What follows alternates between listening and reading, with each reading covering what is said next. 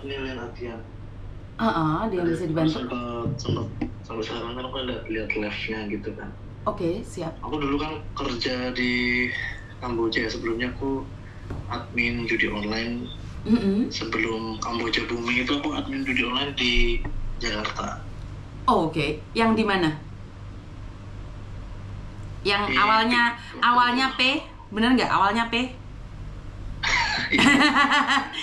Bener, judi online yang awalnya di P? Iya, di P, terus di apartemen. Di salah satu apartemen? Ya, di salah satu apartemen lah. Oke, saya tahu itu. Terus? Aku dulu sebagai gaji para kreator, terus cari-cari influencer buat promosi akun-akun judi online kita. Kan kita itu pegang waktu itu ada 5 situs.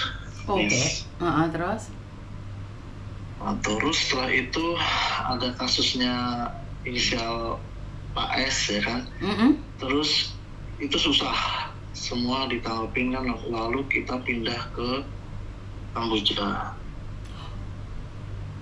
Oh, yang di P itu sekarang udah pindah? Di P itu ternyata ada banyak situs, banyak bos di sana. Nah, itu beda-beda perusahaan. Oh, beda perusahaan. Terus? Beda perusahaan. Cuma aku waktu di P itu nggak pernah adanya penangkapan, tuh nggak pernah. Itu aman ya dari situ ya? Lain itu. Terus? Lalu kita pindah ke disebar di bagian Filipina sama di bagian Kamboja. Waktu di Kamboja itu sebenarnya aku juga bingung ya. Yang diberitakan sekarang Kamboja itu ya kalau setauku waktu aku di sana sih dijaga sama polisi sendiri. Jadi sebenarnya tuh kita ada polisi masing-masing komplek itu ada polisinya gitu.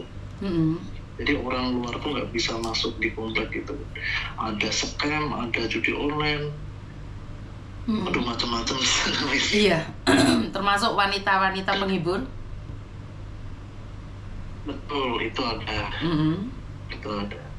Dan kita pun di sana benar-benar disediakan fasilitas.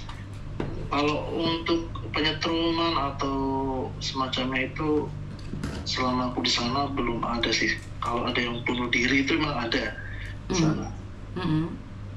Waktu itu orang Indo cuma nggak terekspos ya. Jadi aku juga kurang tahu. Setelah itu langsung dijaga sama polisi yang di wilayah situ. Oke, posisimu sekarang ada di mana nih? Posisimu saat ini ada di mana? Aku sekarang di Kamboja. Kamu di Kamboja? Enggak, udah lepas dari itu. Soalnya nomor HP-mu bukan Kamboja. Aku di Amerika sekarang. Oke, berapa tahun yang lalu? 3-4 tahun yang lalu kamu ada di Kamboja? 2 tahun yang lalu aku di Kamboja waktu itu. Oke. Saya kasih tahu kamu, sebenarnya informasi tentang Kamboja 3-4 tahun yang lalu saya dan Mas Uya sudah memberitakan ini. Tetapi tidak sevulgar hari ini. Karena mereka korbannya tidak berani speak up. Kalau yang dulu itu nggak berani speak up. Saya pernah 2 tahun yang lalu anak Lampung meninggal dunia nggak bisa dipulangkan karena biayanya cukup mahal. Saya memberikan uang takziah kepada keluarganya sebesar 10 juta. Itu sebenarnya udah saya berhenti nggak mau nolong orang, dan siapapun yang menelpon saya berbicara tentang Kamboja saya stop. Saya memang nggak mau membahas lagi. Dan di KBRI Kamboja sendiri sebenarnya udah males sih ngurusin kayak gitu saking banyaknya. Betul. Teman-temanku pun nggak keurus. Yang sempet kan ada demo tuh orang Indonesia yang kerja di judi online di tempat waktu itu demo karena gajinya nggak sesuai. Terus keluar semua, paspor ambil, yang sebagian ada yang dibawa lari sama situs lain. Betul. Dipaksa gitu, dimasukin ke mobil, dipaksa gitu untuk kerja di sana dengan gaji sekian. Sampai sekarang ada juga yang belum balik gitu. Kalau dia belum balik masih sehat nggak apa-apa ya, tapi karena sekarang ini korban lebih berani speak up ya, karena itu kekejaman itu terasa sekali. Kalau 3-4 tahun yang lalu kan nggak, mereka aja tidak berani nelpon saya secara terang-terangan, mereka nggak berani. Jadi mereka nelpon itu memang saya melindungi, saya sendiri nggak up. Akhirnya saya sama Mas Uya Kuya memulangkan beberapa orang. Yang jadi masalah itu mereka berangkat lagi, itu yang saya kecewa.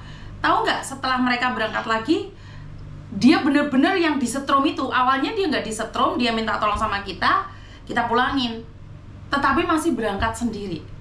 Kalau di judulnya, karena judul itu kan sah kan di negara tersebut, itu masih nggak ada masalahnya. Kalau judul, yang jadi masalah kan di scam. Iya. Iya kan? Bener nggak? Saya ngomong ini bener nggak? Iya.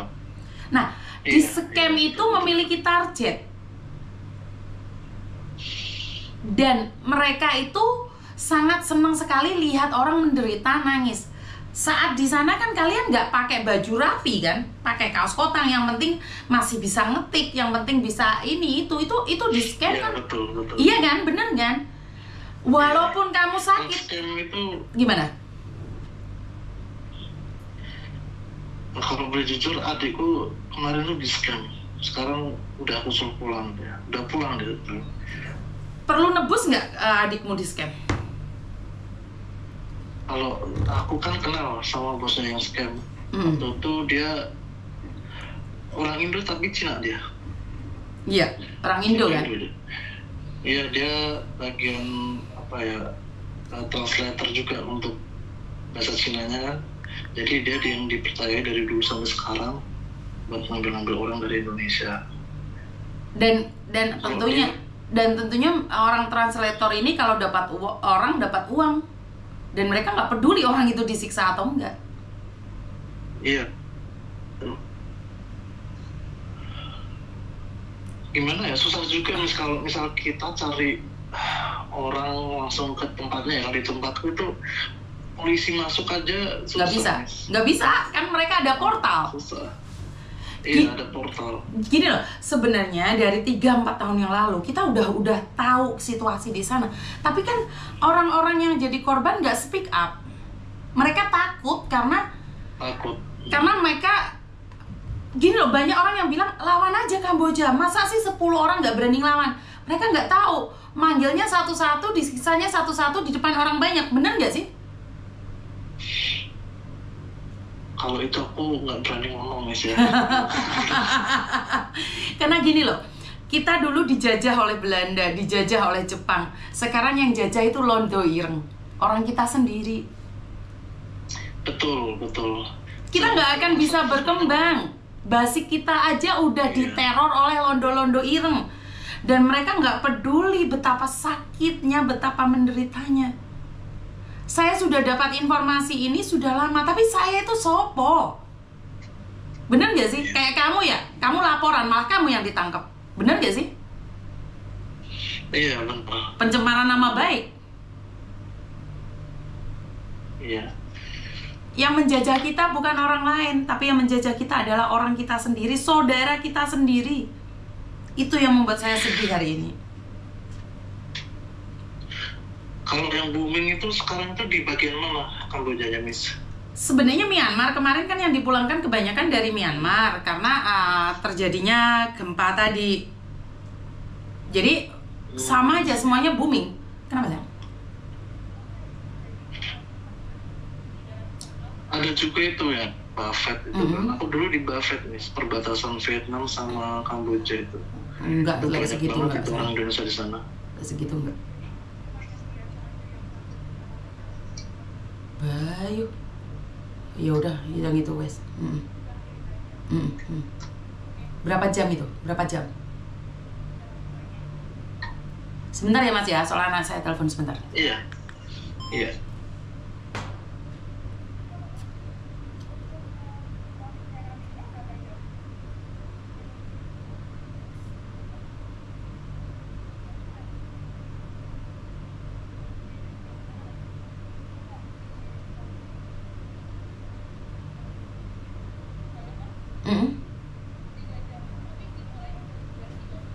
Lah kenapa baru jam 11.30? Ya cari tempat lain dong, kan nggak harus di situ. Nggak usah deh, kalau di situ nggak usah. Ngapain harus di situ? Orangnya sudah ada di situ kok malah mulainya jam 11.30? Kan ya lucu toh.